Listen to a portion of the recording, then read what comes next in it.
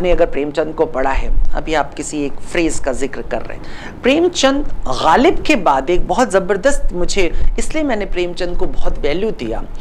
कि तुलसी के जो साहित्य है उसके अंदर आप एक चीज़ देखते हैं कि तुलसीदास के मानस में या उनके लिखे हुए में तमाम जो दोहे या चौपाइयाँ हैं या उनकी कुछ जो लाइनें हैं वो कहावतों और लोकोक्तियों में बदल गई, वो फ्रेज बन गई। जैसे प्राण जाए पर वचन न जाए, एक वहां से निकला और एक फ्रेज बन करके निकल आता है, समझ गए ना। तो ये जो फ्रेज बना देने की ताकत हो, ये वही जो राम रचि राखा, वो एक फ्रेज, ये बहुत बड़ी, किसी भी लेखक की सफलता अगर आपको देखनी है तो इस तरह देखिए कि उसने जीवन में कितनी कहावतें पैदा कर दी।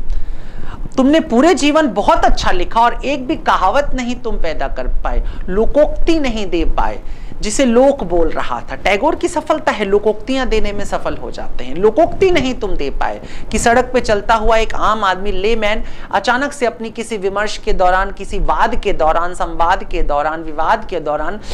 कोई एक लाइन खींचता है कहावत की तरह और तुम्हारे मुंह पे दे मारता है, प्यार किया तो डरना क्या। अगर तुम एक लोकोक्ति दे पाते हो, एक फ्रेज दे पाते हो, कहावत दे पाते हो, तो तुम्हारे लेखक होना या तुम्हारा रचनाकार होना, मुझे लगता है तुम्हारी सफलता यही होती है। तुमने अगर बहुत बड़ा, अगर तुमने ग्रंथ लिखा और तुमने उसमें से एक कहावत नहीं दे पाए, और ये बहुत बड़ी मास्टरी है कि तुम एक कहावत दे पाओ, और अक्सर आप बड़ी बड़ी किताबें पढ़ जाएंगे, कोई एक लाइन याद नहीं रख पाएंगे। ये समस्या होती है बड़े लेखकों के साथ। आपको मुश्किल हो गया, आपको शायद ही मुश्किल होगा कि आचार्य चतुर्सेन की कोई एक बात कहावत की तरह क्या चल रही है कहीं, बहुत मुश्किल है।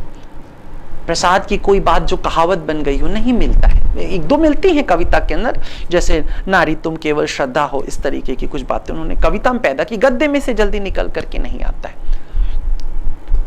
बाद में गालिब की शायरी में एक जबरदस्त ताकत दिखाई देती है, जो जितने उन्होंने शेर लिखे, जितनी उन्होंने गजलें लिखी, मुझे लगता है उतनी ही बड़ी संख्या में उन्होंने कहावतें भी, मैं गया वक्त नहीं हूं कि फिर आ भी न सकूं, कहावतें भी उन्होंने बिखरा दी अपने, उनके शेर कहावत की तरह इस्तेमाल होने लग गया। ये कमाल प्रेमचंद के पास है। प्रेमचंद की कोई भी कहानी आप पढ़ के निकलते हैं, उसमें से कोई ना कोई एक बात होती है जो कहावत बन करके आपके साथ चली आती है। अभी आपने एक कहावत की बात की कि स्पष्टता